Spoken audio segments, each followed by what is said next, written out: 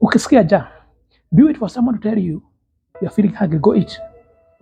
If unasikia kwenda haja, do you wait for someone to tell you to go to the toilet? My question is simple. I've seen people that say that tomorrow you have demos. And of course, what I know is about tomorrow demos is that the demos tomorrow were called by Azimio. My question is simple. If Kenyans are feeling the pain, why do you require later to call you for demos so that you go to the streets? We are hungry. Do you wait for someone to tell us to eat food? These demos have nothing to do with Wanjiku.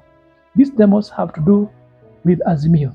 It's demos for Azimio, not demos because Wanjiku is feeling the pain of economic harsh times. We are going through a lot of pain, yes, I agree. But I feel Wanjiku has not got to the place where we need to go to the seat. If we need actual change in this country, we need to call demos without political party being involved. Let Wanjiku have their own demos on Saturday. They want demos.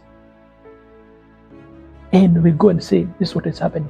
What if, remember very well, a few months ago, they started a dialogue between Azimio and Kenya Kwanza. What if they sat down and felt like, this is what we have been asked by MF to do, and Kenyans will feel out of pain. And you don't want Kenyans to go to the streets because it can lead up to what happened in Egypt.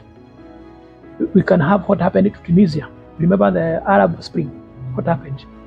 It wasn't about a certain politician calling for demos. It was Wanjiku feeling this is too much pain for us. So, what if these guys are managing us? What if Azimio and Kenya Kwanza are working together and making sure that Wanjiku will not have demo initiated by the Wanjiku? Let this demos initiated by you, because once you start you initiate this process, you control the dialogue. And my question is simple. If Wanjiku want to join the demos, then he should not wait for Azimio to call for demos. Kama uko na njaa, don't wait for someone to tell you you are hungry, go eat. If uko na haja, unatufikianga, unatafuta. Kama una hara, unatafuta kichaka, kama uko na retu, unamaliza mambo yako. Why are you now waiting for Azimio to call for demos and someone say these demos are about Wanjiku? These demos are nothing to do with Wanjiku. So safari ikifunguliwa, what happens? Let's say that today they take those signs, the 15 million signs they want. They can change it to 17 million. No, let's say this. The 15 million or 17 million works. And they managed to push Gachagua and Ruto out. What is the plan? Does that sing that we need to make the price of food go down? Remember, if Raila had very good plans, why did he not give these plans to Uhuru Kenyatta? Remember, at a time like this, Uga was constantly to that. We had subsidies back then. So what is it telling us? That even with the subsidies, it will not work, because with the subsidies, last year, Uga was around 230. And then we had the subsidies. Right now, we don't have subsidies. Uga is around 230. So what is, can you get something here? The subsidies will not work. You had plans, you never give to Uhuru Kenyatta. And now you're telling us you have solutions. Let's say and now you're not telling us, yes, Gachagua is the problem and Ruto is the problem. So, Gachagua ndiye ameweka mahidi kwa mfuko. Gachagua ndiye amefugia petrol kwa nyumba. We need to have actual dialogue. And the dialogue we need is not a dialogue initiated by a political party. It's dialogue initiated by Wanjiku. When someone tells you that Ruto is a problem, na hakupe Uhuru Kenyatta those solutions when they work together, you can tell this a lie. Let us be specific. Tomorrow demos has had to do with Wanjiku. If Wanjiku is angry, he doesn't require someone to tell him to go to the streets because you can't get food. Just like no one will tell you to go to the toilet once you feel unataka kwenda haja, unaamkaga unaenda, hata kama ni bibi yako. Hakuna mtu anakuambia kwenda haja, unaamka unaenda.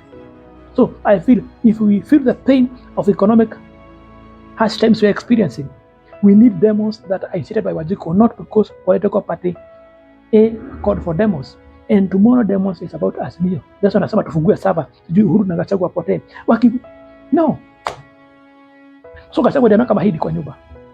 Some common sense here need to be, we need to see these things, by the way. Maybe they sat down and said, we need to help us to control Wanjiku. Help us to make sure that Wanjiku doesn't go in the street by himself because the economic hardship we are experiencing. So call for demos, then divert and dilute the dialogue. Right now people are talking about Gachagua, Ruto, or fungua sava. So tukifungua sava unga inaanguka. Gachagua akitoka kwa DP tupe Kalonzo ama Martha Karua, then Ruto anape Raila, unga itaanguka immediately. Commons doesn't work to be people squeeze, by the way. We need to see that these people are managing us, and either Azimio or Kenya Kwanza, they're not on our side, to be sincere. And if Wanjiku feel the pain, let it have its own demos tomorrow. If we feel the pain of economic hard times, let's call our demos that do not require any politician. Because your politician will not tell you to go to the toilet. Your politician will not tell you to eat food.